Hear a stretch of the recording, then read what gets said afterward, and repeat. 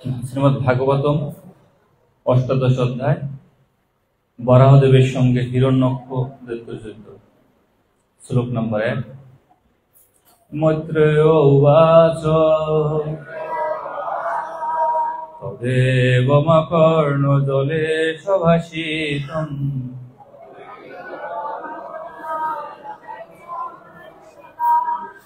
তদেব অকর্ণ জলে সভাষিতম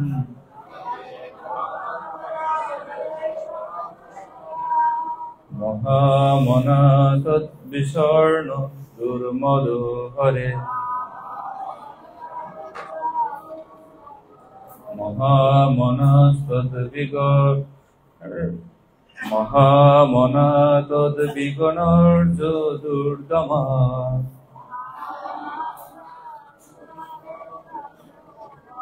হরে বিদিতা গতিমঙ্গনা রোদাত হরে বিদিতা গতিমঙ্গনা রোদাত রোষাতলম নির্বিবিশে তরান্বিতঃ রসাতলম নির্বিবেশ তরান্বিতঃ।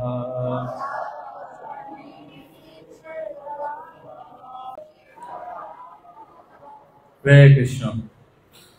উক্ত শ্লোকের শাব্দিক অর্থ অনুবাদ তাৎপর্য ছিল প্রভুপাদ জয় ছিল প্রভুপাদ কি।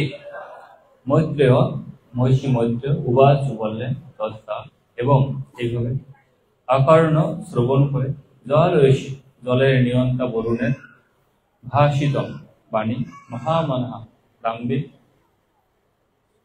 তৎ সেই বাণী বিগণ অর্জুন গুরুত্ব না দিয়ে দুর্মদহ অহংকারী হরে পরমেশ্বর ভগবানের বিদিতা অবগত হয়ে প্রতিম অবস্থান অঙ্গ এর প্রিয় বিদুর নারদার নারদ মুনি থেকে রসাতলম সমুদ্রের গভীরে নির্বেশ প্রবেশ করছে ত্বরান্বিত অত্যন্ত দ্রুত অনুবাদ। মৈত্র বলতে লাগলেন গর্বোদ্যত এবং অহংকারী দৈত্যটি বরুণের সেই বাক্য বিষয় গ্রাহ্য করল না। হে প্রিয় বিদুর, সে নারদের কাছ থেকে পরমেশ্বর ভগবানের অবস্থান অবগত হয়ে দ্রুত বেগে রসাতলে প্রবেশ করেছিল। তাৎপর্য: যুদ্ধপ্রিয় জড়বাদীরা তাদের সবচাইতে বলবান শত্রু পরমেশ্বর ভগবানের সঙ্গে যুদ্ধ করতে ভয় পায় না। সেই দৈত্যটি যখন বরুণের কাছ থেকে জানতে পেরেছিল যে একজন যোদ্ধা আছেন যিনি প্রকৃতপক্ষে তার সঙ্গে যুদ্ধ করতে পারবেন, তখন সে অত্যন্ত অনুপ্রাণিত হয়েছিল এবং ভগবানের সঙ্গে যুদ্ধ করার জন্য অত্যন্ত উৎসাহ সহকারে তাকে খুঁজতে শুরু করেছিল। যদিও বরুণ ভবিষ্যৎবাণী করেছিলেন যে বিষ্ণুর সঙ্গে যুদ্ধ করলেন তার দেহটি অবশেষ কুকুর, শৃগাল এবং শকুনের আহারে পরিণত হবে। যেহেতু আসরিক ভাবাপন্ন ব্যক্তিরা নিতান্তই বুদ্ধিহীন, তাই তারা অজিত বা যাকে কেউ কখনো পরাজিত করতে পারে না সে বিষ্ণুর সঙ্গেও যুদ্ধ করার সাহস করে। হরে কৃষ্ণ। আজকে যে একই বিষয় হিরণ্যকশিপুর আমরা যে ভাগবতে আলোচনা করছি এখন চলতেছে, সেটা হচ্ছে সত্যযুগের ঘটনা। আর আজকে যে আবির্ভাব তিথি সেটা হচ্ছে ত্রেতা যুগের ঘটনা। সেই হিরণ্যকশিপু তারা পূর্বে লীলায় জয় বিজয়, তারা এসেছে ত্রেতা যুগে রাবণ এবং কুম্ভকর্ণ রূপে ভগবান রামচন্দ্রের সাথে যুদ্ধ করার জন্য। সে সময় দূরত্ব ছিল একটু 2 গ্রহলোক। ত্রেতা যুগে একটু দূরত্ব কমে হয়েছে, দূরত্বটা একটা মাঝখানে সমুদ্র, অযোধ্যা এবং লঙ্কা। এই একই ভগবান তিনি বিভিন্ন সময় অনুপাতে নিজেকে প্রকাশিত করেন। যেমন ভগবান সর্বত্র থাকলেও মায়ার দ্বারা আবৃত থেকে তিনি এই সমস্ত জড়বাদীদের তাকে দর্শন করতে পারে না। যোগ মায়া সমাবৃতম। তো ভগবান আবির্ভূত হন যে ছিল ব্রহ্মাজি এটা অনুভব করতে পেরে শ্লোকে লিপিবদ্ধ করেছেন ব্রহ্ম সংহিতায়। রামাদিমূর্তি শুকলা নিয়মেন তেষ্ট নানা অবতার পর্বত ভুবনেশু কিন্তু বিষ্ণু স্বয়ং সমভবৎ পরম পুমান্দ গোবিন্দমাদি পুরুষম তমহং ভজামি। রাম আদিশু মূর্তিষু, যেমন বরাহদেব রূপে আসছেন, নৃসিংহদেব রূপে আসছেন, ঠিক রাম রূপে ভগবান আসছেন। রাম এবং কৃষ্ণ পার্থক্য আছে। পার্থক্য কি? একজন সূর্য বংশে, একজন চন্দ্র বংশে, একজন দেখতে কালো মানে জলধর মেঘের বর্ণ, একজন দেখতে দুর্বাদল শ্যাম বর্ণ। এরকম অনেক পার্থক্য। আবার তার ভিতরে মিলটা কি? একই ব্যক্তি, কৃষ্ণই ভগবান আসেন। তো প্রয়োজন অনুসারে নিজেকে প্রকাশিত করেন। ঠিক কিভাবে? আমরা চন্দ্র দর্শন করতে পারি, চন্দ্র তিথি নক্ষত্র অনুসারে আমাদের সামনে প্রকাশিত হয়, কখনো অপ্রকাশিত হয়, কখনো ছোট দেখা যায়, কোনো বড় দেখা যায়, একই চন্দ্র। ঠিক ভগবান এভাবে যখন যেটা প্রয়োজন, ভগবান মর্যাদাকে প্রতিষ্ঠা করার জন্য এই জগতে এসেছেন ভগবান রামচন্দ্র। এই কারণে মর্যাদা প্রতিষ্ঠা করেছেন, এই কারণে তার নাম হচ্ছে মর্যাদা পুরুষোত্তম ভগবান রামচন্দ্র। বলো মর্যাদা পুরুষোত্তম ভগবান রামচন্দ্রকে। আমরা চরণ দিয়ে কোথায় আসছি? মন্দিরে এসেছি। আর শিক্ষা এবং আচরণ ধরে ভগবত ধামে পৌঁছে যেতে পারবো। ভগবান রামচন্দ্রের চরণ মানে শিক্ষা এবং আচরণ যদি আমরা ধারণ করি গুরুবর্গের মানে নির্দেশে, তাহলে আমরা কোথায় যেতে পারবো? ভগবত ধামে যেতে পারবো, ভগবান রামচন্দ্রের ধামে যেতে পারবো, কৃষ্ণ ধামে যেতে পারবো। ঠিক আমাদের চরণটা যেমন ব্যবহার করছি, শিক্ষা এবং আচরণটাও গ্রহণ করা উচিত আমাদের, তার লাভবান হতে পারবো। আজকে যে আমাদের রাম নবমী তিথি ভগবানের একটা সঙ্গ করার সুযোগ পেয়েছি। ভগবানের কথা, ভগবানের অভিষেক, ভগবানের গুণগান কীর্তন এই সমস্ত মাধ্যমে অতিবাহিত করে। তো আমরা সবাই জানি যে পূর্বে জন্মের জয় বিজয় ঘটনা বা নারদ মুনির যে অভিশাপ অর্থাৎ শিবের যে অনুসার, সে ঘটনাও রাবণ কুম্ভকর্ণের বা জলান্ধরসুর। এই যে রাবণ কুম্ভকর্ণ এক এক কল্পে এক রকম আসেন, এক এক কারণে ভগবান তাদের সাথে যুদ্ধ করেন। এইখান থেকে খুব শিক্ষার একটা ব্যাপার হচ্ছে যে আমরা যারা ভদ্রলোক, আগেরকার দিনে কোনো কিন্তু এবার খুঁজতো না যে বৃদ্ধাশ্রম আছে কিনা। এখন মন্দিরে এসে কিন্তু অনেকেই খোঁজে আপনাদের মন্দিরে বৃদ্ধাশ্রম আসে কিনা। কেন? কারণ হচ্ছে আমরা ভগবান রামচন্দ্র বা ভগবান কৃষ্ণচন্দ্রের শিক্ষা থেকে অনেকটা দূরে সরে গেছি। যদি ভগবান রামচন্দ্র কৃষ্ণচন্দ্র শিক্ষা যদি ছোট সময় থেকে যদি শিশুকে দেওয়া হয়, তাহলে বৃদ্ধাশ্রম খুঁজবে না। আর কি, আমরা যত এই জগতে শিক্ষা পাচ্ছি, সেই শিক্ষার এই শিক্ষার আকাশ পাতাল পার্থক্য। এই কারণে আজকে লীলা বেশি যাব না, আমরা শিক্ষা বিষয়গুলো এখানে শিক্ষণীয় বিষয় নিয়ে আলোচনা করবো। বিভিন্ন ঘটনা, যেমন ছোট শিশুকে যদি সময় মানে বাবা মা যদি সকালবেলা বসে যে ভগবান রামচন্দ্রের কথা বলে, আর এইরকম যদি আজকে যে শিক্ষাগুলো আলোচনা শিক্ষায় বিভিন্ন আলোচনা করে, তো ছোট সময়তে কত আদর্শ হতে পারে, কত আদর্শ মনোভাব নিয়ে তৈরি হবে। আগেকার দিনে ঠাকুরমা দাদুমা তারা সময় দিত, তারা ওই নিজেদের ব্যস্ততা দেখিয়ে হাতে ছোট বাচ্চাকে এবার ফোন ধরিয়ে কার্টুন দিয়ে ওদের মগ্ন করতো না, ওকে ভগবানের আদর্শ শিক্ষা দিয়ে ঘুম পাড়াতো। ঘুমানোর সময় ঘুম পাড়ানোর মন্ত্র তো বলতো, আদর্শ বলতে। তারপর তারা এখন বাচ্চারা মোবাইল টিপতে টিপতে ঘুমিয়ে যায়।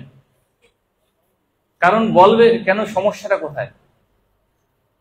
সমস্যা হচ্ছে এইটা যে সে তো নিজেই সে জানার চেষ্টা করে না, সে বলবেটা কি? আর জানলেও কি হয়? অর্থের পিছনে এতটা ছুটছি,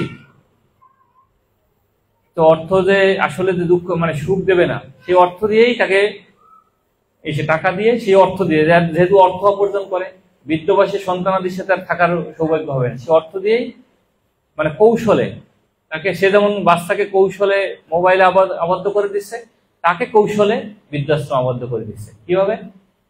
এসে বলে যে প্রবীণ লোক, ঘরের ভিতর থাকতে কষ্ট, অ্যাডজাস্ট করে, এই জন্য একটু যদি এরকমের বৃদ্ধাশ্রম, মানে এত সুন্দরভাবে সাজায় গোছায় কথাটা বলবে, মেইন কর্তাটা হচ্ছে তাকে ঘর থেকে তাড়াতে চাচ্ছে, সেটা বলবে না।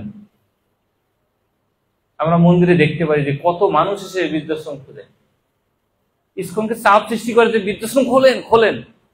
কিন্তু ইসকন যে এই বৃদ্ধাশ্রম না খুলে যে ওনার যে কপালটা খুলে রাখছে সেটা তো বোঝে না।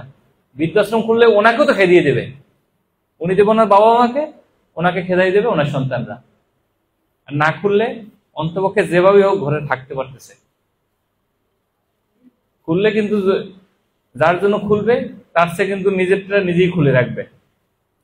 আজকে ভগবান মর্যাদা পুরুষোত্তম ভগবানের যে এই আলোচনা যদি আমরা শুনি তাহলে কি হবে, দণ্ডকারণ্য ঋষিরা তারা ভগবান রামচন্দ্রের প্রতি আকৃষ্ট হয়েছিলেন। পরবর্তীতে কি হয়েছিল, ভগবানের কথা চিন্তা করতে করতে তারা পরবর্তীতে দাপর যুগে গোপী দেহ প্রাপ্ত হয়েছিলেন, ভগবানের সেবা করার সুযোগ পেয়েছিলেন। ভগবানের কথা যদি শুনি আমরা ভগবান সেবা করার সুযোগ পাবো। আরেকটা হচ্ছে পুরুষোত্তম ভগবান কেন বলা হয়, নিজে ভগবান নিজের মর্যাদা থেকে উত্তম আচরণ করছেন, তিনি তাকেই বলা হচ্ছে পুরুষোত্তম। তিনি ভাইয়ের অভিনয় ছিলেন, পুত্রের অভিনয় ছিলেন, স্বামীর অভিনয় ছিলেন, রাজার অভিনয় ছিলেন, মানে সবটা আচরণেই তিনি যথাযথ আচরণ করেছেন। তা বৈদিক জগতে সময় আমরা প্রথমেই দেখতে পারি কি, রামায়ণ শুরুতে যে দশরথ রাজা বিবাহ করেছেন। আমরা জানি কতজন বিবাহ করেছেন, 3 জন স্ত্রীর নাম নাকি, কৌশল্যা, কৈকেয়ী, সুমিত্রা। আসলে তিনি বিবাহ করেছেন 340 জন। 340 জন বিবাহ করেছিলেন, কারণটা কি, ওই সময় পরশুরাম সব ক্ষত্রিয় নিধন করার জন্য, ক্ষত্রিয় এত অত্যাচারী হয়ে গেছিলেন, তিনি সংকল্প নিয়ে ক্ষত্রিয়ই করতেন। তার একটা প্রতিজ্ঞা ছিল, বিবাহ আসরে কোনো কাউকে বধ করবেন না, কোনো ক্ষত্রিয়কে। আর দশরথ রাজা সে যখনই আসতো দেখতে যে দশরথ বিবাহ এসে বসে আছে, বিবাহ করতেছে, বিবাহ আসরে, এই কারণে তাকে বধ করে নাই, তিনি বেঁচে ছিলেন, এই কারণে তিনি মারা যান নাই। তো কিন্তু কি হয়েছে, এতগুলো বিবাহ করার পর তার কোনো সন্তানই নেই। একটা কন্যা হয়েছে, তাও তার বন্ধুকে দান করে দিয়েছেন, নাম তার শান্তা। কোনো কন্যা সন্তান নেই। এর দ্বারা একটা শিক্ষা পাই কি, যে এতগুলো বিবাহ করার পরেও সন্তান নাই তার। যিনি দেখুন ভগবানের কত বড় ভক্ত, তার দুঃখ। এই কারণে এই জগৎটার নাম হচ্ছে দুঃখালয় অশাশ্বতম। কেন, এই জগৎটার ভিতরে, এই মেশিনের ভিতরে যা ঢুকিয়ে দেবেন তাই দুঃখ পেয়ে বের হবে। এই জগৎটা হচ্ছে এইরকম। যেমন আপনারা ইটের ভাটা দেখেন, ইটের ভাটার ভিতরে কি ঢুকিয়ে দেয়, কাঁচা মাটি ঢুকিয়ে দেয় নাকি, আর কি বের হয়, লাল হয়ে ইট হয়ে বের হয়, শক্ত হয়ে যায়। কে বলতে পারেনি যে কেন, ওটা ধর্ম হচ্ছে, এটা ওখানে ভিতরে ঢুকিয়ে দিলে আগুনের ভিতরে ওটা এভাবে বের হবে। এই জগতে যেই আমরা আসি না কেন দুঃখ পাবো। এই কারণে যে দুঃখালয় অশাশ্বতম, ভৌতিক জীবনে সবাই সুখী না, এটা আমাদের যে সুখের আশায় যদি আমরা ভজন শোন বাদ দিয়ে অন্য কিছু করি তাহলে সেটা সঠিক নেই। দুঃখালয় অশাশ্বতম, এটা মেনে নিতে হবে প্রথমে। নিত্য লোক বলে কিছু আছে। তারপরে কি হয়েছে, যেহেতু তার পুত্র সন্তান নেই, তাই পুত্র লাভের জন্য কি করছেন, বশিষ্ঠ মুনির শরণাপন্ন হয়েছে, গুরুদেবের শরণাপন্ন হয়ে। তো গুরুদেব তাকে আদেশ দিয়েছেন যে তুমি ঋষি শৃঙ্গকে এনে, অর্থাৎ ঋষি শৃঙ্গ শান্তার স্বামী, অর্থাৎ জামাত একদিক থেকে, তাকে এনে যদি যজ্ঞ করাও তাহলে। তো গুরুর নির্দেশে তিনি তাকে এনে যজ্ঞ করিয়েছেন। যজ্ঞ করে পায়েস উঠেছে, পায়েস ভাগ করে তিনি স্ত্রীকে দিয়েছেন, কৌশল্যা, কৈকেয়ী এবং সুমিত্রাকে। কৌশল্যাকে অর্ধেক দিয়েছে, কৈকেয়ীকে তার অর্ধেকের অর্ধেক দিয়েছে, আর সুমিত্রাকে 2 বার দিয়েছে। এই 4 পুত্র, রাম, লক্ষ্মণ, ভরত, শত্রুঘ্ন, ভগবান চতুর্দা মূর্তি রূপে তাদের গৃহে। এখানে একটা জিনিস পাচ্ছে কি, আমরা সাধুগুরু শরণাপন্ন হওয়া, যে তিনি তার দুঃখের জন্য, দুঃখ দূর করার জন্য কিন্তু অন্য কোথাও যায় না, অন্য কোনো পন্থা অবলম্বন করেন না। তিনি কি করেছেন, যে তার গুরুদেবের কাছে শুধু, গুরুদেব আমার এই দুঃখের জন্য কিভাবে আমরা করতে পারি, কিভাবে দুঃখ দূর। আমরা দুঃখ পেলে কি করি, বিভিন্ন যাদের গুরু নেই, সাধুগুরু নেই, তারা কি করে, যেমন আমরা পাশ্চাত্য উদাহরণ দিই অনেক সময়, যে পাশ্চাত্য জগতে ধর্ম অনেক অনুশীলন করে না, সুখে আছে না, এই ভারতবর্ষে যত মানুষ আছে অন্তপক্ষে সাধুগুরুর কাছে যায়, কিছু পরামর্শ নেয়, আত্মহত্যার হার কম। পাশ্চাত্য জগতে সাধুগুরুর কাছে যায় না, দুঃখ পায়, আত্মহত্যা করে ফেলে, আত্মহত্যার হারটা বেশি। এই হলো একটা প্রথম সাধুগুরু শরণাপন্ন হওয়ার। তো সাধুগুরু শরণাপন্ন যদি আমরা হই, দুঃখ পাই, তাহলে আমরা অনেক কিছু থেকে মুক্ত হতে পারবো। তো তারপরে কি হয়েছে, তো ভগবান রামচন্দ্র আবির্ভূত হয়েছেন এই নবমী তিথিতে। তারপরে লক্ষণ শত্রুঘ্নের আবির্ভূত হয়েছেন। কিন্তু সন্তান একটু বড় হতে না হতেই কি করছেন, যে বশিষ্ঠ মুনি এসে অর্থাৎ বিশ্বমিত্র মুনি এসে সন্তান চেয়ে বসছেন। কেন সন্তান চেয়েছেন? সন্তান লেখাপড়া পুরোপুরি শেষ না হতেই প্রায় চলে আসতে চেয়েছে, যে না আমরা এভাবে বনে আসি, তপস্যা করি, তারকাসুর অন্যান্য অসুররা খুব উৎপাত করে, রামকে লাগবে বধ করার জন্য। কেউ কি এভাবে দিবে কোনো ব্যক্তি? এখানে কি ডিসিশন নেবে? সে নিজেই তো নিয়ে ফেলবে যে আমার আপন সন্তান রাজপুত্র ছোট, আর একে দেব অসুর মারার জন্য। ভিতরে কিন্তু ইচ্ছা প্রথমে নেই, ভালো লাগতেছে না কথাটা বৈশ্যমিত্র, কিন্তু উপেক্ষা করতে পারে না। তাই কি করেছেন সেখানে পন্থা, তার গুরুদেব বশিষ্ঠ মুনির কাছে গেছেন, কুলগুরু, যে গুরুদেব বিশ্বমিত্র মুনি হয়ে চাচ্ছেন, আমরা কি করণীয়? তাই গুরুদেব বলেছেন ভালো লাগুক আর না লাগুক, গুরু কৃষ্ণের সন্তুষ্টির জন্য ত্যাগ করা উচিত। এখানে আমাদের আরেকটা শিক্ষা পাই কি, আমাদের ভালো লাগুক আর না লাগুক, গুরু কৃষ্ণের সন্তুষ্টির জন্য আমাদের ত্যাগ করা উচিত। এই একটা রামায়ণ থেকে এখানে আমরা শিক্ষা পাই, রাজা দশরথের আচরণ থেকে। তারপরে কি হয়েছে, যে এভাবে তারকাসুর বধ করে আসছেন, তখন বিশ্বমিত্র মুনি তাকে মিথিলায় নিয়ে গেছেন। এদিকে ঘটনা কি, মিথিলা তাকে বিবাহ করবেন, মিথিলায় নিয়ে গেছেন। সীতা মাতাকে দেখে পছন্দ হয়েছে, স্বয়ম্বর সভা আয়োজন করেছেন জনক মহারাজ। কেন স্বয়ম্বর সভা? কারণ সন্তান সীতা মাতা, ওখানে একটা যে হরধনুক ছিল, পিনাক ধনুক, ধনুকটার নাম ছিল পিনাক ধনুক শিবের, সেই ধনুক সীতা মাতা হাত দিয়ে উঠিয়ে রেখে দিতেন। অথচ 8,000 সৈনিকও, 82,000 সৈনিকও কখনো সেটা ধরতে উঠাইতে কষ্ট হতো কখনো। সীতা মাতা তো শক্তিশালী, এই কারণে তার উপযুক্ত তো প্রতি দিতে হবে।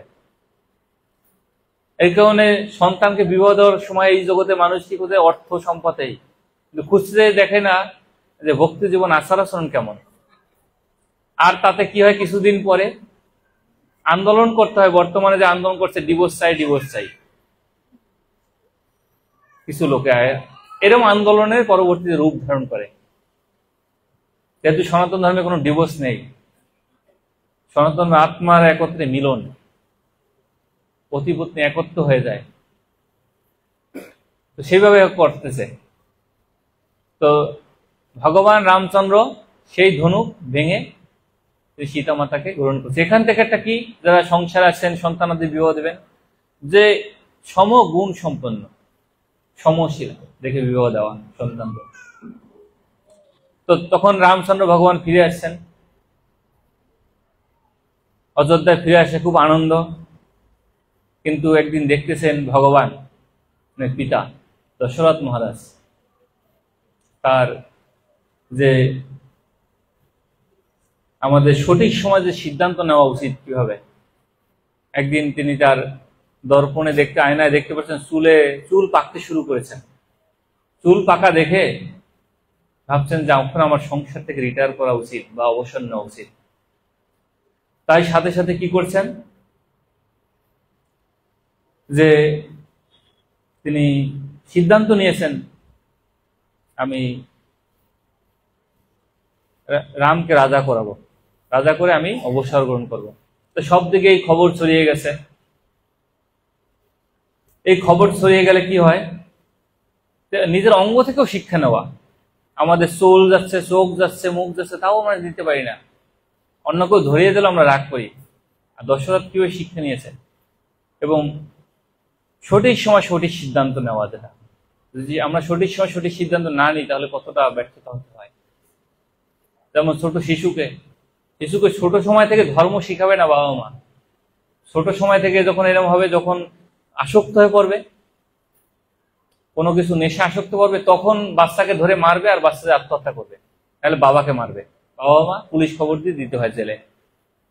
ছোট ওই মারটা যদি ছোট সময় যদি শাসন করতো, এখানে চাণক্য পণ্ডিত বলছেন, লালায়তে পঞ্চবর্ষণী তারায়তে দশবর্ষণী প্রাপ্ত ষোড়শী বন্ধুত্ব আচরণ।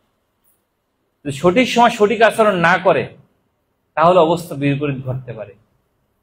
16 বছর হলে আর মারা যাবে না, তখন বন্ধুর মতন মিলে আচরণ করতে হবে। আর 10 বছর 5 থেকে 15 এই বছর সময়টা একটু শাসন করতে, চরিত্র গঠনের সময়। কিন্তু সে সময় যদি বন্ধুর মতন আচরণ করে, বড় হলে আর কি করবে? তো তা পরিণামে ঘটছে, যেখানে আমরা একটা দেখতে পাই সঠিক সময় সঠিক সিদ্ধান্ত। তারপরে রাজ্য অভিষেকের ঘোষণা হতে পরদিন এদিকে সবাই খুশি, কিন্তু এসে গেছেন একজন মন্থরা, কৌশল্যাকে এসে কুপরামর্শ দিয়েছে কৈকেয়ীকে যে রাম রাজা হবে, এই খবর দিয়েছেন। কৈকেয়ী খুব শুনে খুশি হয়ে গেছে, ও আমার রাম রাজা হবে। তার পুত্র তো ভরত, কিন্তু ভরতের চেয়েও রামের প্রতি এতটা আকৃষ্ট ছিল ভরতের মাও, তিনি তার নিজের গলার হার খুলে উপহার স্বরূপ দিয়েছেন। উপহার যে দে, অর্থাৎ ভালো সংবাদদাতাকে, তার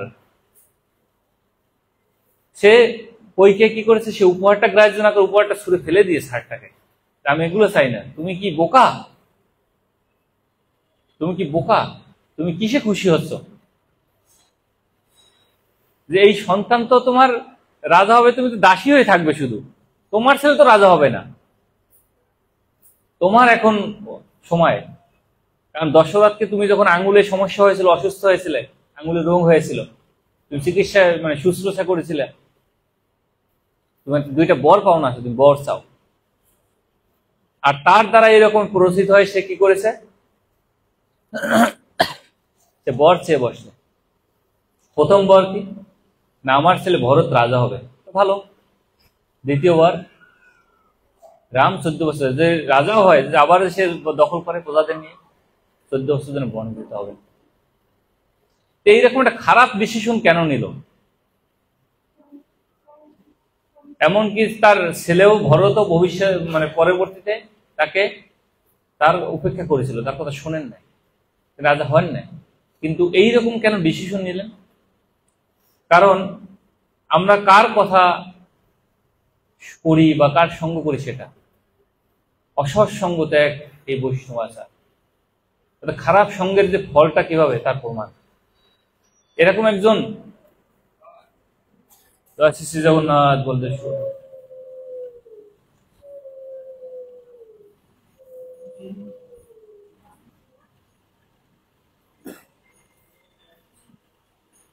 মন্থরার মতো ব্যক্তিদের যদি সঙ্গ নেই, সেখানে যে রামের মা বা ভরতের মা, ভগবানের যারা মা, তারাও যে প্রভাবিত হয়ে যেতে পারে, তাতে আমাদের আর কথা কি? আমরা ভক্তি জীবনে কত দূর আসছি, আমরা বিচার করতে শুরু করি কিভাবে? আমি আমার নিজের বাটখারা দিয়ে অন্য কিছু বিচার করি। দেখুন, গ্রামে মানুষ যাদের কাছে বাটখারা নেই, তারা কি করে, তার কাছে লবণ থাকলে 1 কেজি লবণ এদিকে মাপে ধরে, আর 1 কেজি এদিকে গুড় মেপে বিক্রি করে। গরিব মানুষ যাদের বাটখারা নেই, কি করে, নিজের কাছে যা আছে তাই দিয়ে ধরে মাপে, যে কম না বেশি। আমাদের কাছে যদি খারাপ গুণ ভরা থাকে বা কিছু, আমরা অন্যটা কি মাপবো, ও আমার চেয়ে অন্য আমার বেশি, একটু বেশি, তার মানে ওই খারাপ। আসলে যে আমিও খারাপ সেটা তো মাপতে পারি না, কারণ আমার বাটখারা দিয়ে তো মাপছি তো সঠিক যে স্কেল সেটা দিয়ে মাপছি না, তো মাপার নিয়ম ধরে মাপি নাই, তো আমার নিয়মে মাপার চেষ্টা করি। আর তার কারণে কি হয়, এই মন্থরার মতন ব্যক্তির দ্বারা আমরা প্রভাবিত হয়ে পড়ি, সেটা একটা জিনিস। সেই ব্যাপারে আমাদের সঙ্গকর ব্যাপারে সাবধান থাকা উচিত। তারপরে ভগবান রামচন্দ্র কোনো প্রতি উত্তর কিছু করেন নাই। তিনি কি করছেন, মায়ের প্রতি সম্মান দেখে তিনি বাবার কাছেও আর শুনতে যান না যে বাবা আমাকে তুমি এটা বলেছো। মায়ের কাছে শোনা মাত্রই তিনি সম্মান কতটা দেখুন। ভগবান রামচন্দ্র যে মর্যাদা দেন, যে মর্যাদা, যে মা তাকে এইভাবে করেছেন সেই মাকেও কিছু বলেন নাই, তিনি বনবাসে যাচ্ছেন। কেন? এখানে একটা জিনিস, কথা রক্ষা করার কথা, যে বচন রক্ষা করা ভগবান রামচন্দ্রের। দশরথ তার কথা রক্ষা করার চেষ্টা করছেন, তিনি জীবন দিয়েও রক্ষা করছেন, তিনি কথাকে তার কি করেন না। এই কারণে কথা রক্ষা করার আমাদের একটা গুরুত্বপূর্ণ। সুগ্রীবকে যখন বন্ধুত্ব হয়েছিল, তোমার মতন ব্যক্তি কি রাজা হওয়া উচিত, রাজা বানাবে, সেটা ভগবান রামচন্দ্র বানিয়েছিলেন। বিভীষণকে বলেছিল যে তোমার মতন ব্যক্তি তো এভাবে লঙ্কার রাজা হওয়া উচিত। যুদ্ধে জয়লাভ করেছেন ভগবান রামচন্দ্র, কিন্তু রাজা বানাইছেন কাকে? বিভীষণকে। এইভাবে কথা দিয়ে কথা রক্ষা করা, এটা একটা সাধুর গুণাগুণ। এইটা একটা আমার ভালো দিক নিতে পারি, এখান থেকে শিক্ষা। আর একটা কি, যখন ভগবান রামচন্দ্র বনবাসে যাচ্ছেন, প্রজারা এতটা আকৃষ্ট ভগবান রামচন্দ্রের প্রতি, তারা সব সাথে সাথে চলে যাচ্ছে। ভগবান রামচন্দ্র কি করবেন? এক যে অবস্থান করছেন, দেখছেন রাত্রে, যখন গভীর রাত্রে প্রজারা ঘুমিয়ে গেছেন, ভগবান রামচন্দ্র সীতা লক্ষ্মণকে নিয়ে তাড়াতাড়ি ওখানে পালাও চলে, সবাই উঠে থেকে নেই। এখানে কি একটা জিনিস, যে বনবাসে যে আরাম চাই না, রাম চাই। আমরা যদি আরাম যদি চাই, ভগবান রামকে হারাতে হবে। আর যদি ভগবান রামকে চাই, আরামও পাবো, রামও পাবো। তারা ঘুমিয়ে গেছিল একটু, আর এই কারণে ভগবানের সেবা সবসময় নিজেকে উৎফুল্ল রাখতে হবে সেবা করার জন্য। যদি একটু পরে ভুলে যাই, তাহলে আমাদের রাম থেকে দূরে যেতে পারি। আর একটা কি, যে ভগবান রামচন্দ্র মা এভাবে খারাপ সংবাদ দিলেও তিনি কিন্তু তাতে বিচলিত হন না। কেন? কারণটা কি, ভগবান রামচন্দ্র রাজা হওয়ার জন্য তার ইচ্ছা ছিল না, ইচ্ছা ছিল পিতার আদেশ পালন করা, বাবার সেবা করা। তো এই কারণে আসক্তি পদে না সেবায়। যদি আমরা অনেক সময় দুঃখ পেয়ে বসি, যদি আমার পথ হারিয়ে যায়, যদি আমার যদি পথটা চলে যায়, দুঃখ পাই, তাহলে আমার ভাবটা কি, আমার সেবায় না, পদে আসক্তি আছে। আর যদি হারিয়ে যেয়ে আমাকে ঝাড়ু দেওয়ার বা কোনো সুযোগ দেয়, আমি যদি সেই সুযোগটা যদি আনন্দ পাই, তাহলে সেটা আমার সেবায় আসক্তি, কারণ আমাকে সেবাই তো দিচ্ছে। রামচন্দ্র দেখলেন যে বাবার আদেশ, সিংহাসনে বসলেও বাবার আদেশ পালন হতো, বনে গেলেও বাবার আদেশ পালন হয়, বাবা আদেশ। আমি তো কেন আমি বনেটাকে বেশি কষ্ট নেব, তিনি চলে গেছেন। আর কি হচ্ছে, সর্বক্ষেত্রে ভালো দর্শন, খারাপ দিক থাকতে পারে, কলো দোষ নিধি রাজন। আর শেষে বলছে হস্তিত এক মহৎ গুণ, অনেক দোষ বলেও বলছে একটা মহৎ গুণ বলে। এই কারণে সর্বক্ষেত্রে দোষ থাকলো, ভালো গুণটা কি? ভগবান রামচন্দ্র ভাবছেন যে বাবার সেবা হবে আরেকটা দিক। আমি তো বনবাসী গেলে সাধু সঙ্গ করার সুযোগ পাবো, সাধু সঙ্গ করা, সাধুদের সেবা করার, বনবাসে যে সাধুদের হরিকথা শোনার এই সুযোগ পাবো। এটা তো এখানে বেশি এত পাবো না, আমি রাজকাজে ব্যস্ত থাকবো। এটা তো মা ভালোই করেছেন আমার জন্য। তো মাকে অসম্মান না করে যদি হাসি মুখে বিদায় দেয়া হচ্ছে। আর কি, এখানে আরেকটা দেখা যাচ্ছে যে সহধর্মিনী ধর্মটা কেমন। অধিকাংশ জায়গায় দেখা যাচ্ছে যে কোনো মেয়ে বিবাহ দেওয়ার পরে যদি মার সাথে বেশি যোগাযোগ ফোন রাখে, বিভিন্ন সিরিয়াল গুলা দেখবেন, তাহলে ওই ঘরে সংসার করা ওর হয়ে গেছে। কারণ মেয়ে একটু কষ্ট পেলেই মাকে ফোন দেয়, মা এটা হয়েছে। আর মা বলে যে মার জ্ঞান দিয়ে বসে, কিছু জ্ঞান, হাসি সাথে মাসাম কর, এরা মাসাম কর, চলে যায়। এই জ্ঞানটা মা বিবাহের পরে না দিয়ে ছোট সময় দেওয়া উচিত ছিল। এই যে রাম কথা, ভগবানের কথা যদি শোনেন ছোট সময় থেকে, তাহলে মেয়েকে আর বিবাহের পরে জ্ঞান দিতে হবে না, বিবাহ সহধর্মিনী হবে। তখন ডিভোর্স চাওয়া স্ত্রী আর হবে না। কিভাবে? যে কৌশল্যা সে বলছেন মাকে, সীতাকে, যে রামের তো বনবাস হয়েছে, তোমার তো হয় নাই, তুমি তোমার বাবার কাছে ফিরে যাও, রাজকন্যা তুমি সেখানে ভালো থাকবে 14 বছর। কিন্তু কি করেছেন? যে না, আমি তো সহধর্মী, পতির সুখে সুখ, পতির দুঃখে দুঃখ। কেমনটা আদর্শ নারীর চরিত্র হওয়া যায় সেটা রামায়ণ থেকে আমরা শিক্ষা পাই, সীতা দেবীর কাছ থেকে। তিনি কিন্তু যান না ফিরে, তিনি ভগবান রামচন্দ্রের সাথে এক বসনে ফিরে বনে চলে গেছেন। এমনকি রাজরানীর কোনো কিছু নিয়েই যান নাই।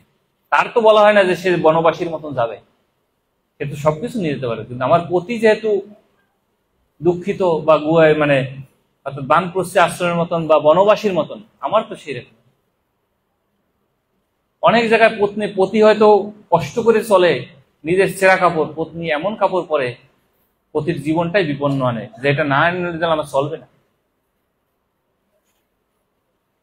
আর সম্মানটা তো ছাড়, সাজা তো পতির সামনে সাজা উচিত, জগৎ মানুষকে তো সাজানো দেখানো উচিত না। কিন্তু আমরা সমাজে কি হচ্ছে, রাম শিক্ষা থেকে, ভগবান শিক্ষা থেকে আমরা দূরে থাকাতে কতটা অবস্থা অবক্ষয় সমাজে। পতির সামনে সাজা না, জগতের সামনে সাজার, ঠিকঠাক করার জন্য সাজানো হচ্ছে। এই শিক্ষাটা পাবো ওখান থেকে, যে সহধর্মিনীর কেমন আচরণ।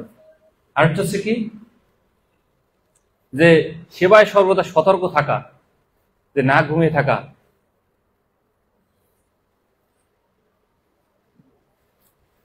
তারপরে ভগবান রামচন্দ্র বনবাসে যখন যান,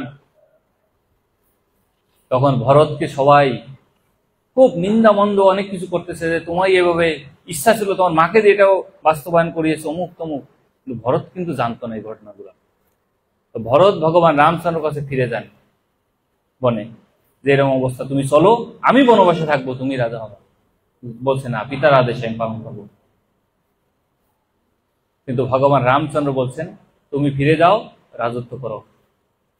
বলছে না, আপনিই রাজা, তবে আপনার আদেশে আমি পালন করছি। কি? সবাই ভুল বুঝলেও ভরত রাজত্ব করত কিভাবে? ভাইয়ের পাদুকা উপরে রেখে সিংহাসনে তিনি নিচে বসে একজন ভিত্তির মতন সেবা করেছেন।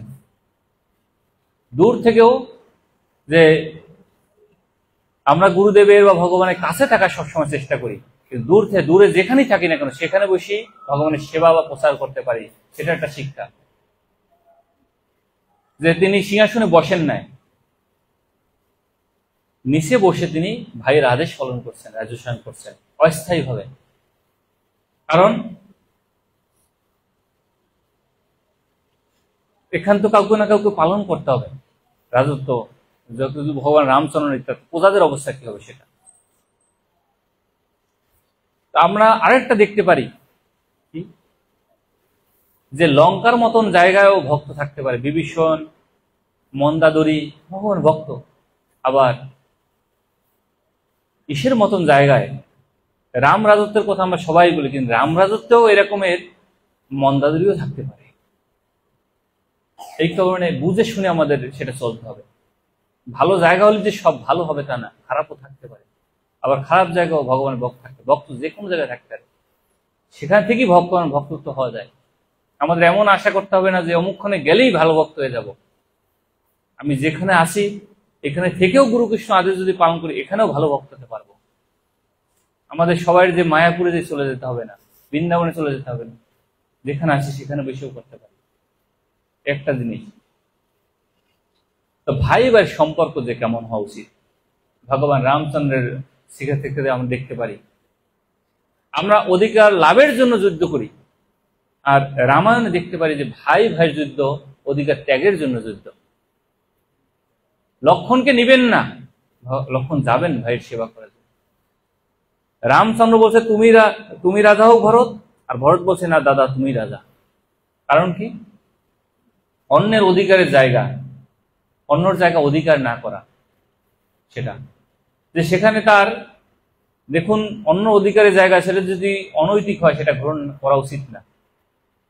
এমনকি গুরু বললেও করে নাই ভরত। তার গুরুদেব বলছে যে তুমি রাজা হও, প্রজারা চাচ্ছে, বলছে না, এটা তো আমার অধিকার নেই, তো রাজা তো ভগবান রামচন্দ্রের রাজত্ব, তিনি অধিকার, আমি হব না। গুরুর কথা এখন অবজ্ঞা করছেন, কিন্তু ভাবটা কি ছিল তার? আমি সেবা করবো, সেবক।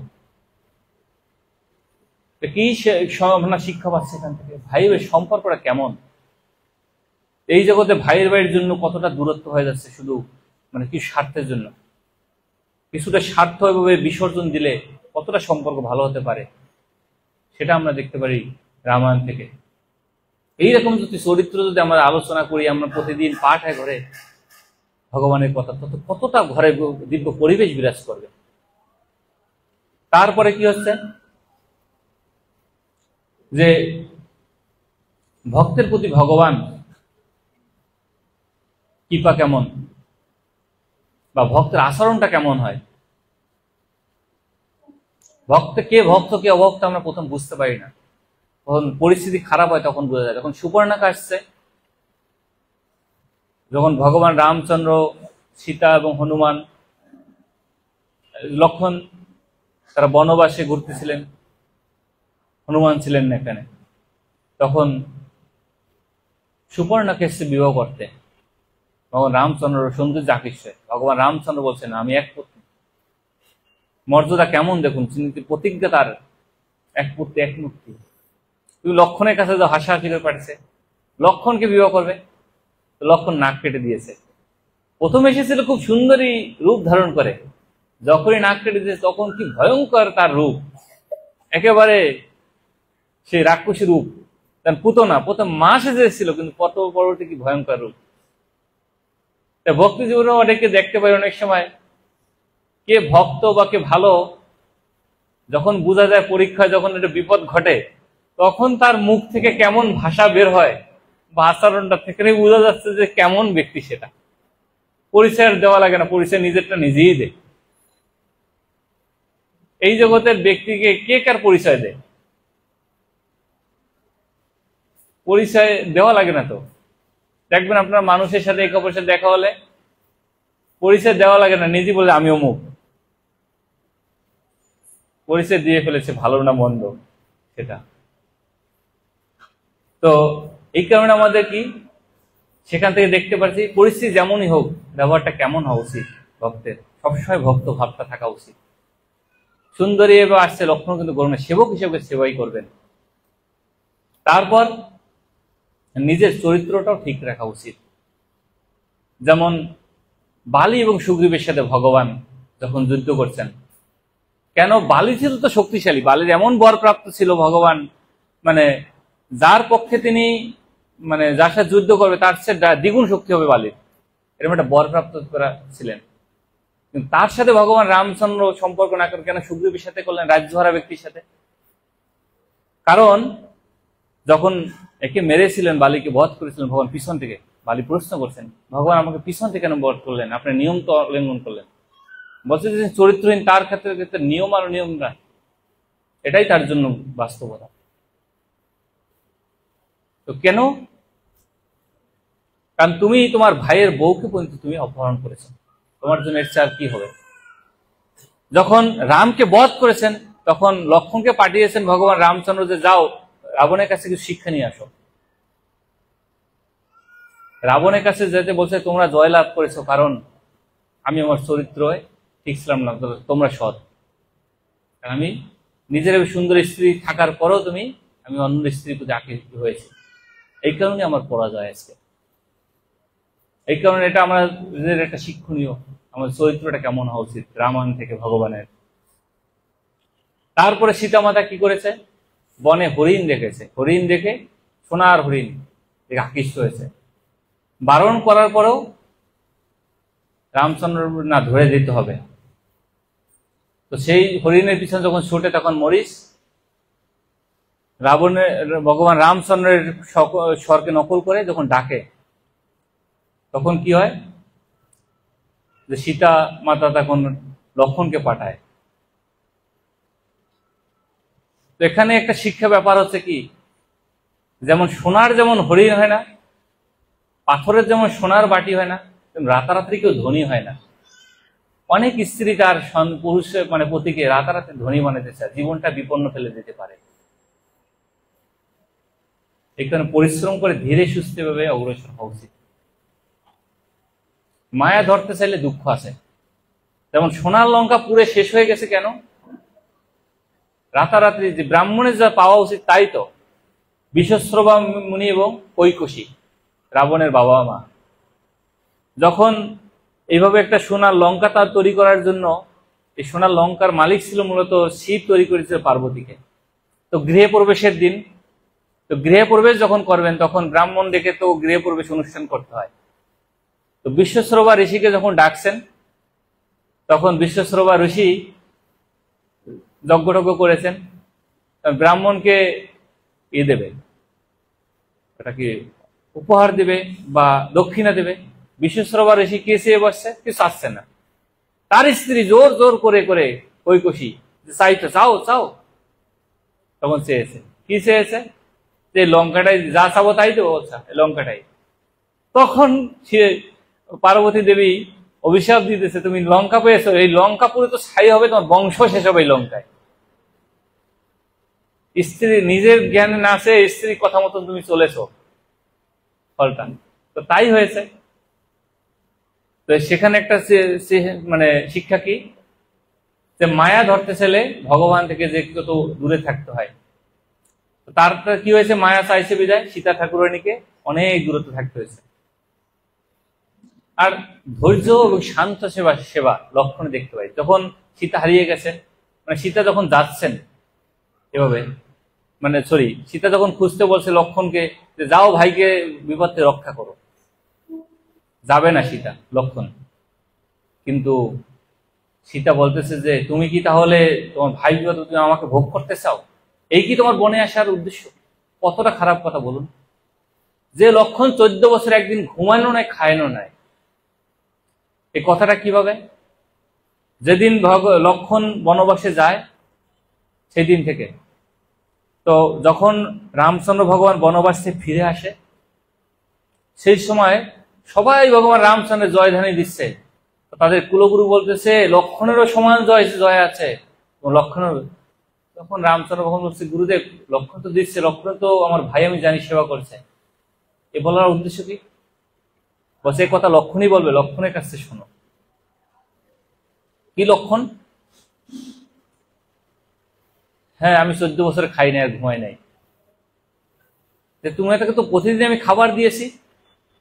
বলছা তুমি তো আমাকে খাবার দিয়েছো দাদা, কোনোদিন তো বলো না খাও, ধরো বলছো, ধরো লক্ষণ হিসাবে। আমি যোগ বলে এক জায়গায় রেখে দিছি, রামচন্দ্রকে দেখিয়েছি দেই। বলছে 4 দিনের খাবার কম দেখতেছি। রামচন্দ্র ভগবান বলছে 4 দিন তুমি খাবার আমাকে দেওই নাই। বলছে কি কি কি বলো তুমি, তোমাকে আমি 4 দিন দিই নাই? বলছে দাও নাই। কিভাবে? যেদিন আমরা যাই বনবাসে সেদিন খাবার দাও নাই। যেদিন এভাবে সীতা মাতাকে অপহরণ হয়েছিল সেদিন খাবার দাও নাই দুঃখে। যেদিন বাবার দুঃখ শুনেছো, বাবার মৃত্যু খবর শুনেছো দশরথে, সেদিন খাবার দাও নাই আমাকে, তুমি খাবার আমাকে দাও নাই। আর যেদিন আমাকে শক্তিশালী মেরেছিল, আমি অচেতন ছিলাম, ওদিনও খাবার দাও নাই, তুমি 4 দিন খাবার দাও নাই। আর ঘুম, ঘুম কি করছো? ঘুম আমি যেদিন বনবাসী গেছি ওই দিনে নিদ্রা দেবী আমার সাথে এসেছিল দেখা করতে। নিদ্রা দেবী বলছে যে আমি ঘুমাতে পারবো না, আমি সেবক হিসেবে এসেছি, আমি সেবা করার জন্য, আমি ঘুমাতে পারবো না। তখন আমাদের দেখুন, আমরা ভক্ত হতে কতটা পারছি না, বিদায় ঘুম কত চলে আসে, না চাইলেও ঘুমাইতে বলেছি। বহুপাত আচার্য বর্গ, ঘুম কোথায় ছিল? ঘুম পালিয়ে গেছিল। ভগবানের সেবা এতটা নিজে উদ্গ্রীব। লক্ষণ কি করেছে যে ঘুমটা তো কাউকে ঘুমাতে হবে। নিদ্রা দেবী বলছে যে আমার স্ত্রী কৈকসী ঘুমাবে আমার ঘুম।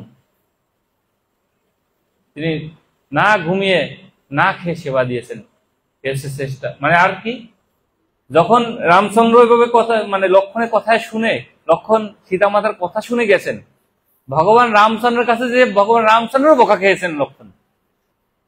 এদিকে খেয়েছে কার লোক বোকা? সীতামাতা, যে তুমি আমাকে ভোগ করছো। ভগবান রামচন্দ্র বলছে কি, তুমি এখানে আসছো কেন? সীতা যা বলে বলুক, তুমি আসছো কেন? প্রতি উত্তর করে নাই। মুখ বুঝে সেবা করেছে। আমরা সেবা করতে গেলে দুই দিকেই খেতে পারি, এরকম সব দিকে খেয়ে বসতে পারি, অথরিটিরও খেতে পারি, গুরুরও খেতে পারি, কিন্তু মুখ বুঝে যদি সেবা করতে পারি তাহলে লক্ষণের আদর্শ কিছুটা ঢুকবে ভিতরে, তাহলে শ্রেষ্ঠতে পারবো। আর মুখ বুঝে যতক্ষণ করে পারবো না ততক্ষণ আমার মতন এরকমের গর্দ অবস্থা হবে। সেটা ধৈর্য এবং শান্ত থেকে সেবা। আর কি, যখন সীতাকে এবার নিয়ে যাচ্ছে তখন জটায়ু পাখি উপর থেকে দেখে তিনি রক্ষা করার চেষ্টা করছেন। রাবণের সাথে পারেন নাই, না পারলেও কি করছে, তিনি চেষ্টা করছেন আর তার পাখা কেটে দিয়েছেন। ভগবান রামচন্দ্র যখন জানতে পারছে জটায়ুর মুখ থেকে, জটায়ু দেখেন সন্তানের মতন ভগবান রামচন্দ্র তাকে শ্রাদ্ধ করেছেন, তাকে তার উদ্দেশ্যে যত মাঙ্গলিক কর্ম আছে সেগুলো করেছে উপযুক্ত। এটা দেখতে পারি ভগবান চেষ্টা করে, তিনি যদি সাফল্য নাও হন তাও যে ভগবানের কৃপা লাভ করতে পারেন, আমরা চেষ্টা করতে পারি। আমরা কিভাবে বলতে পারি, ভগবান রামচন্দ্র যখন বনবাস থেকে ফিরে আসছেন, রাজা হয়েছেন, এই সময় একদিন কান্না করতেছেন, খাবার খাচ্ছেন, ভগবান রামচন্দ্র কান্না করতেছেন। অযোধ্যাবাসী জিজ্ঞেস করছে, প্রভুকে কি দুঃখ কি জন্য, আপনার কান্না করেন কেন? বলছে, আমি কান্না করতেছি, আমি জটায়ুর কথা মনে আসছে আমার, তারপর এর কথা মনে আসছে, শবরীর কথা মনে আসছে বনের, তারপর ধীবরের কথা মনে আসছে, আমি এদের কথা মনে করে আমি কান্না করতেছি। দেখুন, ভগবান রামচন্দ্র তার ক্ষুদ্র সেবাকে ভুলেন না, অর্থাৎ চেষ্টা করারই লাভ, আমরা পারি আর না পারি সফল হতে সেটা। আরেকটা কি, যে শবরী মুনি কিভাবে গুরুর প্রতি বিশ্বাস, গুরুদেব বলেছিলেন মাতঙ্গ ঋষি যে এই বনে তুমি সেবা করো, ভগবান আসবেন। তিনি সেবা করে গেছেন, প্রতিদিন ভাবতেন ভগবান রামচন্দ্র আসবেন। পূর্বে জন্মে শবরী মুনি আশা ছিল যে ঋষি মুনি ঋষিদের সেবা করবেন, সাধুদের সেবা করবেন, তিনি রাজকন্যা হয়েও এর কাছে আশা করেছিলেন।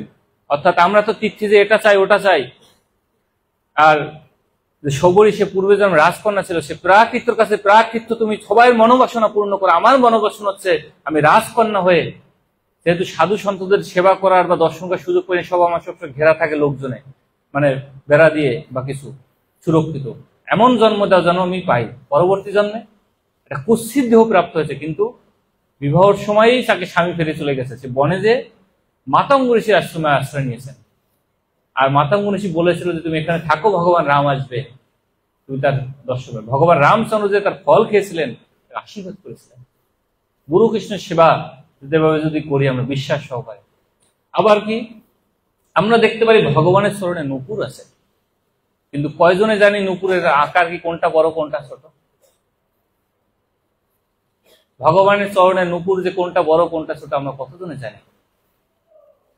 ভগবান রামচন্দ্র বনবাসে থাকা অবস্থায় একদিন সীতা অপহরণ হয়ে গেছে, দুঃখে পম্পা সরোবরের কাছে তিনি এভাবে একটা পাথর উপরে বসছেন, ধনুক তীরকে দেখে মাটিতে পুঁতে। তো লক্ষ্মণ এসে প্রণাম করছে, ভগবান রামচন্দ্র বেশি কথা বলতে দেখতেছে, রক্ত বেয়ে যাচ্ছে। ভগবান এই অবস্থা দেখে লক্ষ্মণ ভাবতেছে কি ব্যাপার, দাদার চোখ থেকে রক্তবর্ণ বয়ে যাচ্ছে নাকি কান্নায়। দেখতে পারতেছে যে একটা ব্যাঙ তাকিয়ে, ভগবান রামচন্দ্র দেখে ব্যাঙটাকে কোলে তুলে নিয়েছে। ব্যাঙকে জিজ্ঞেস করছে কি ব্যাপার, তুমি শব্দ করলে না কেন? ব্যাঙ বলছে যে প্রভু, এই জগতে যদি কোনো কেউ আমাকে ধরে, আমি তো আপনাকেই স্মরণ করি, ভগবান রাম, হা রাম হা রাম হা কৃষ্ণ, আপনার হাতে যদি মারা যায় আমি তারে স্মরণ করবো। কারণ কি, তো তোমার হাতে তো মারাই পড়েছে, তুমি এখন বর চাও আমাকে, আমি তোমার জন্য কি করতে পারি? বলছে আপনার প্রভু চলার সময় কোন পা আগে দেন, আমি এটা জানতে চাই। বলছে বর চাও, বরের সাথে আমার পায়ের সম্পর্কটা কি? বলছে হ্যাঁ। বলছে ডান পা। বলছে আমি নূপুর হয়ে আপনার চরণে থাকতে চাই, আমাকে বাম পায়ের নূপুর বানিয়ে দিন এবং আমার গুরুকে ডান পায়ের নূপুর।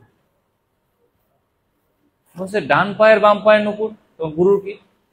পূর্ব জন্মে আমি গুরুদেবের সেবা করতে, যে গুরুদেবের চরণ থেকে ভাবে ঘুমে তন্দ্রাচ্ছন্ন রক্ত বের হয়ে গেছিল, গুরুদেব অভিশাপ দিয়েছিল ব্যাং হয়ে জন্মন করো। গুরুদেবের কাছে যখন ক্ষমা প্রার্থনা অনিচ্ছাকৃত, গুরুদেব বলেছিল যে তুমি ভগবান রামচন্দ্রের রক্তবর্ণ হয়ে মারা যাবে। এই কারণে রক্তবমি বের হয়েছে, রক্ত রক্ত বেরোয় শরীর থেকে, নাকে মুখে রক্ত বেরোয়েছে। আশীর্বাদ দিয়েছিল ভগবান রামচন্দ্র কোলেও উঠতে পারবা, তুমি তার কৃপাও লাভ করতে পারবা। যে গুরু আমাকে এইরকমের দিয়েছে তার কথা, সেই গুরু তো আমার সামনেই থাকা উচিত। গুরু আমাকে আজকে এভাবে মারা গেলেও তো আপনার চরণে, আপনার কোলে আপনাকে দর্শন করে মরে যাওয়ার সৌভাগ্য পেয়েছি। আমি সেই গুরুর কথা কেমন ভুলতে পারি? আমার গুরুকে ডান পায়ের চরণ নুপুর বানিয়ে দেন, আমাকে বাম পায়ের। আমার গুরু থাকবে সামনে, আমি থাকবো পিছনে। কারণ গুরুর পিছনে পিছনে ধাই দেবো পাশে পাশে গুরুদেবের। ভেবে দেখুন ভাবটা কি। সে গুরুর চরণের তিনি নুপুর হয়ে, সেই কারণে গুরুর ডান পায়ের ভগবানের চরণের নুপুর বড়, কর্ণমণি। আর হচ্ছে যে তার শিষ্য গুরুদেবের মানে শিষ্য নাম হচ্ছে কর্ণমণি, আর বিশ্বাবসু মুনি হচ্ছে গুরুদেব। এই দুই গুরু শিষ্য, এই নুপুরের দুই নাম হচ্ছে দুইটা ভগবানের চরণের। তারপরে কি হচ্ছে যে সৎ পথে থাকা,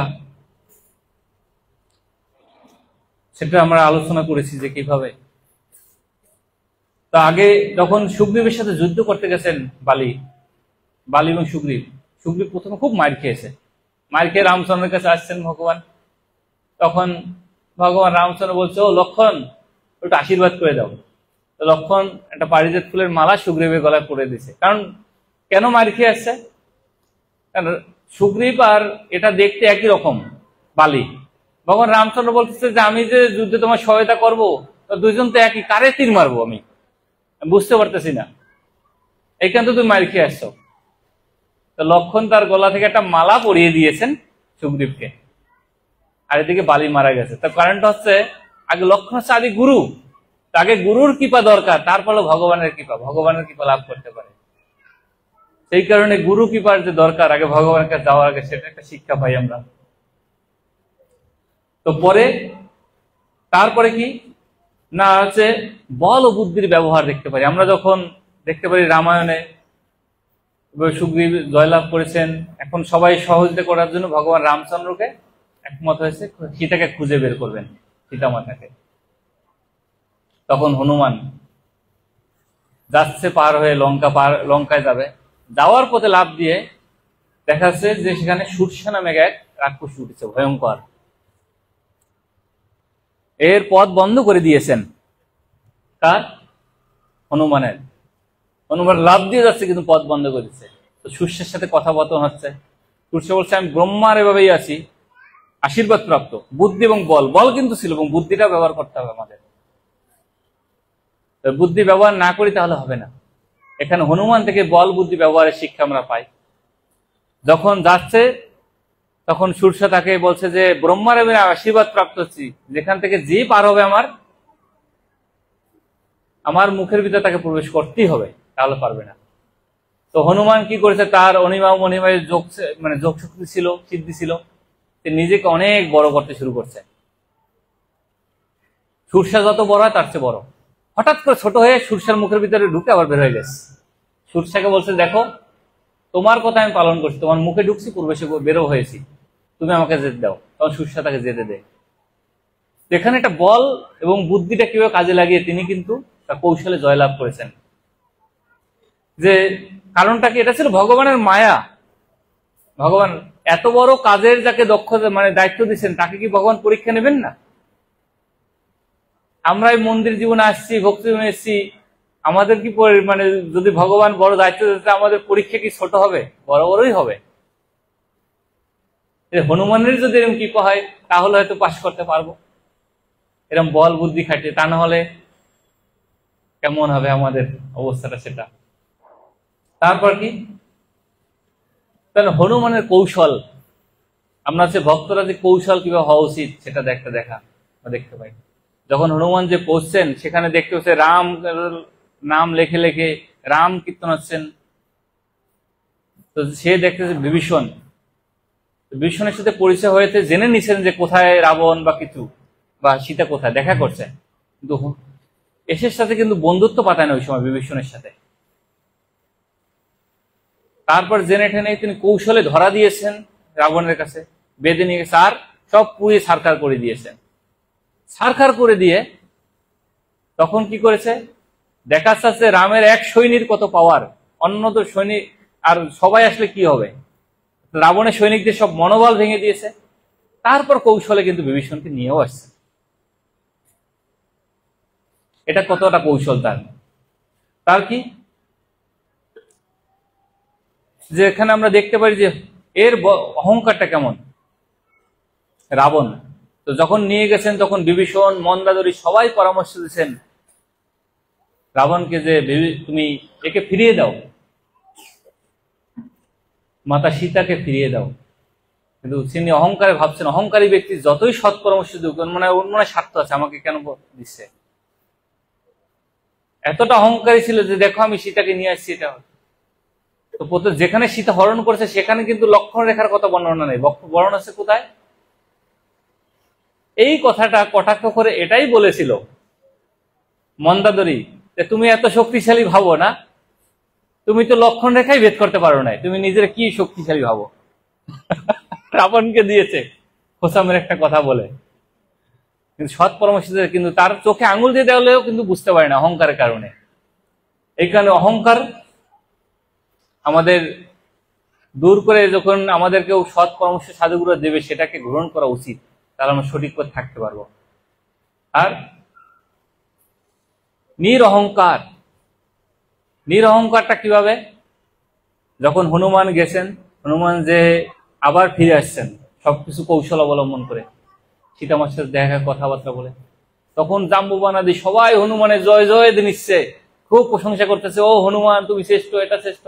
হনু বলছে যে না, আমি না, আমি না, আমি না।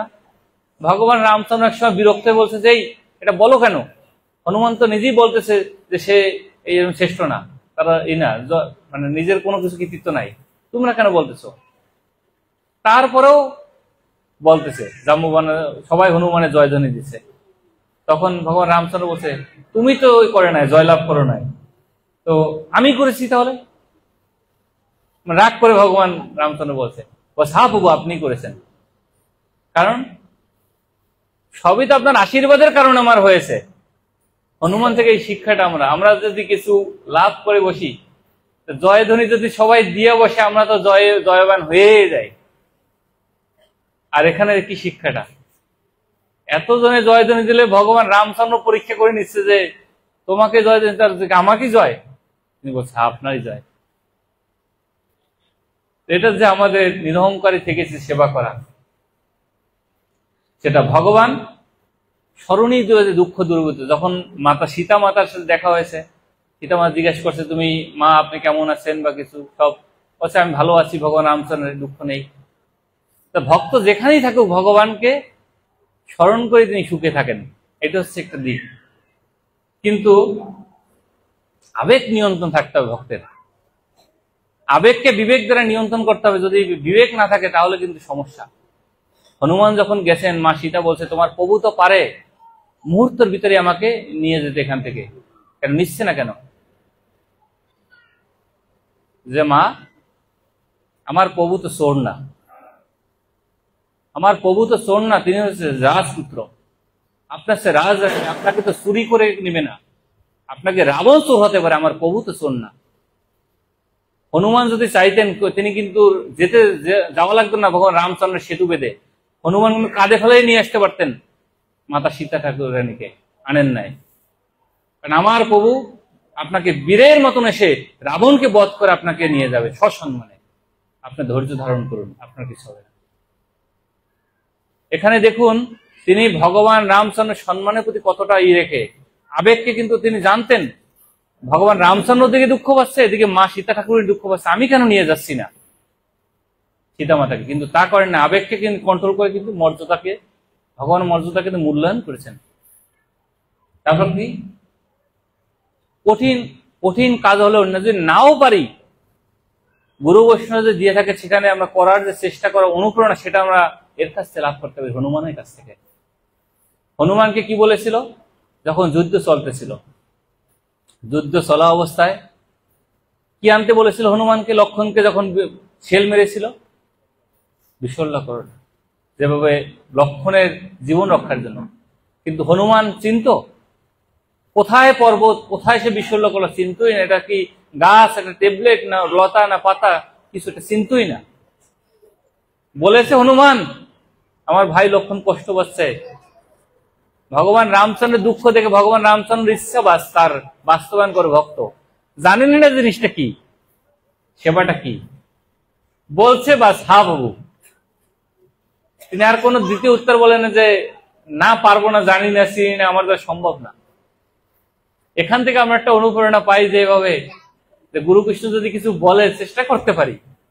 হনুমান যে কি করেছেন সেখানে যে তিনি জানেন না বিশল্যা করলা কি নাকি, তিনি পাহাড়টা তুলেই নিয়ে আসছেন তার শক্তি দিয়ে।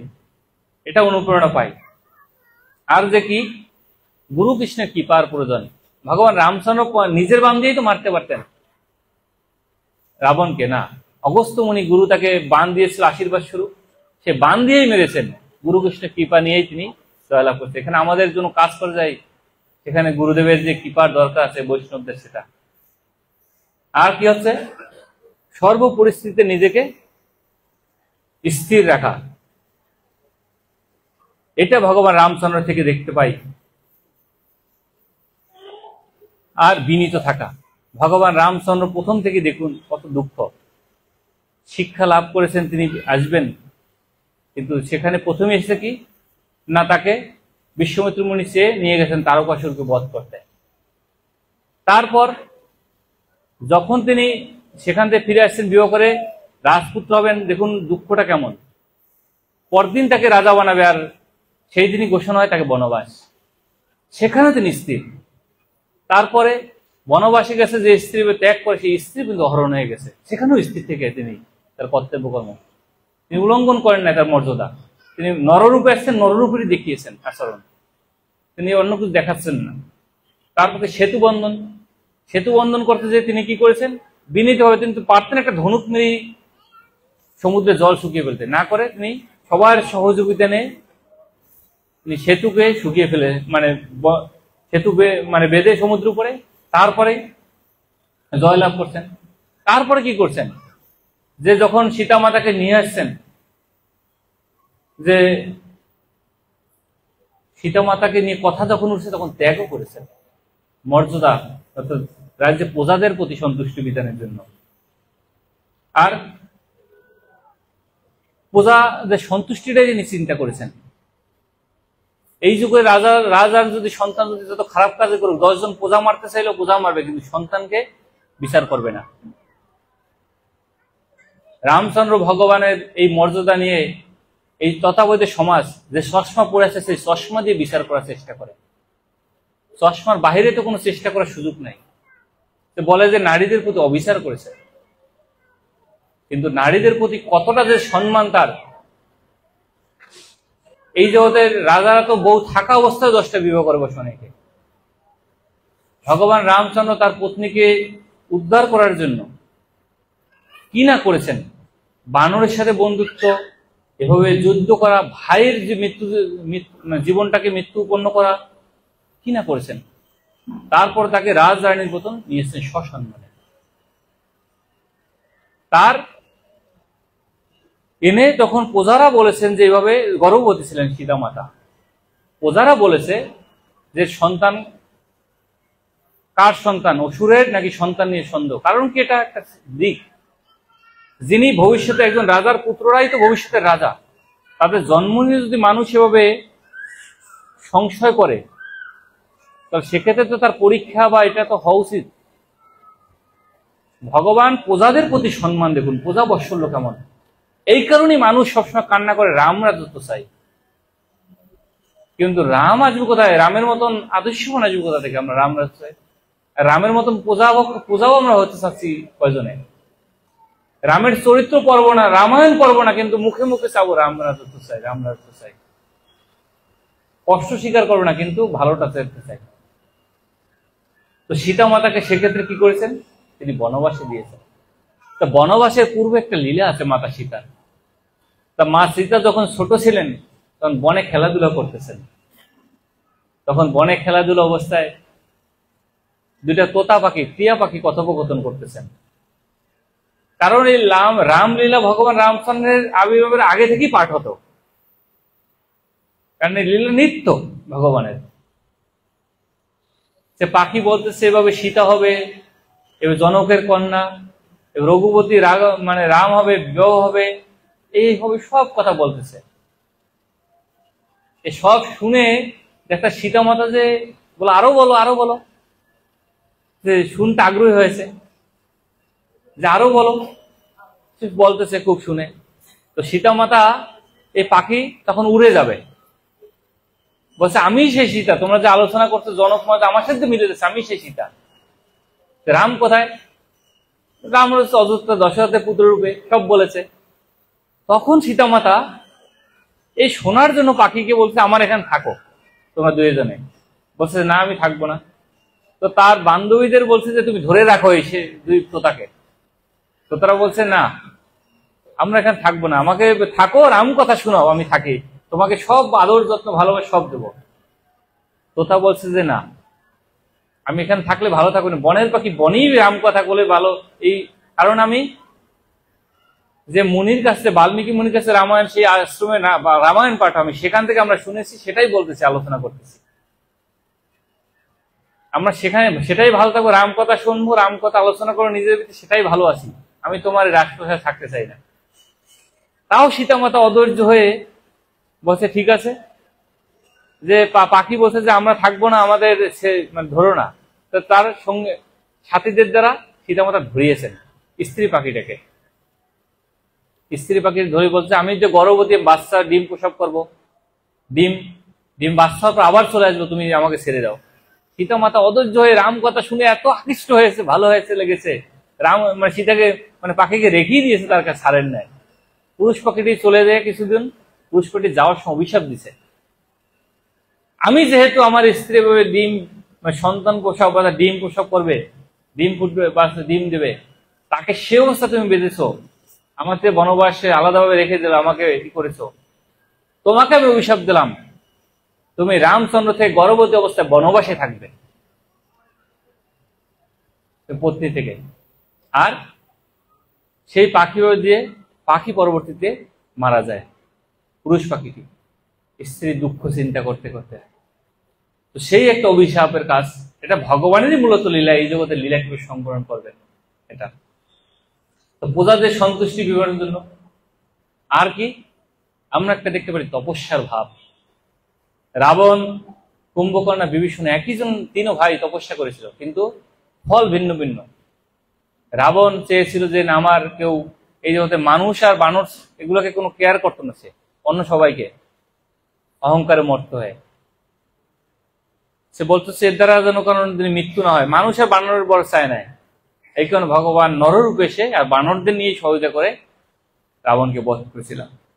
আর কুম্ভকর্ণ কি চেয়েছিল? কুম্ভকর্ণ ইন্দ্র আসন চেয়েছিল। ইন্দ্র তখন সরস্বতী স্বর্ণাপন্ন হলে সরস্বতী দেবী এসে ভুলিয়ে দিয়েছে, ইন্দ্র আসন না চেয়ে নিদ্রাসন চেয়েছেন। 6 মাস ঘুমাইতো, একদিন খাইতো। কিন্তু বিভীষণ ব্রহ্মার কাছে কি বর চেয়েছিল? আমি যেন ভগবানের ভক্ত হতে পারি। ভগবান রামচন্দ্রের ভক্ত হয়েছিল। এই কারণে আমরা আজকে ভগবান রাম নবমীতে ভগবান রামচন্দ্রের কাছে প্রার্থনা করি যে আমরা যেন এভাবে আদর্শগুলো তাদের ভিতরে যেন আমাদের প্রবেশ করে। এই আদর্শ যেগুলো শুনছি, এরকম যদি আমরা ভগবানের আদর্শ কথা শুনি বারবার, কিছু না কিছু ধীরে ধীরে আমাদের প্রবেশ করবে। সংসারে সমাজে যদি আলোচনা হয়, সমাজের মানুষের ভিতরে এইভাবে আদর্শ প্রবেশ করবে।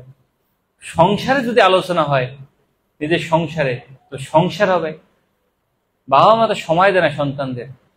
সন্তানদের যদি সকালবেলা উঠে বা সন্ধ্যায় কোনো সময় নিজের ঘরে বসে যদি তাদের নিয়ে এরকম কোনো পাঠ করে যে আলোচনা করে, তাহলে চরিত্রটা কেমন হবে?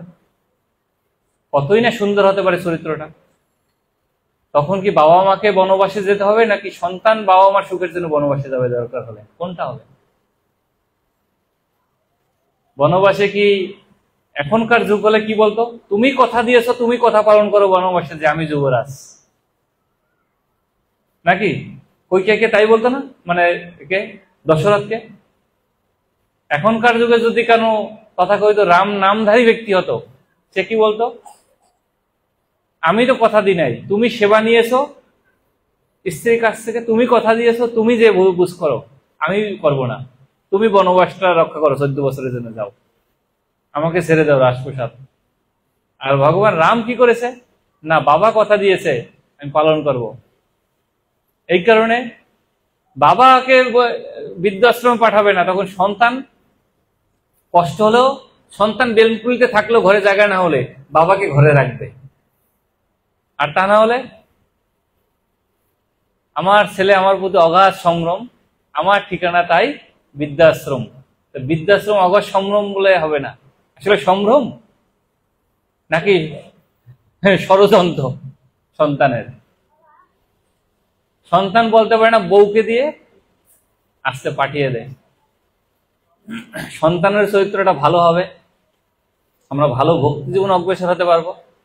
এই রামচন্দ্র, ভগবান রামচন্দ্রের এই সমস্ত লীলা কথা আমরা যদি লালন পালন করি, তাহলে আমরা প্রথমে বলেছিলাম কোনটা, চরণ দিয়ে মন্দিরে আসতে পারি হেঁটে, আর আচরণ আর শিক্ষা ধরে কোথায় যেতে পারি, ভগবান রামচন্দ্রের কাছে, কৃষ্ণচন্দ্রের কাছে।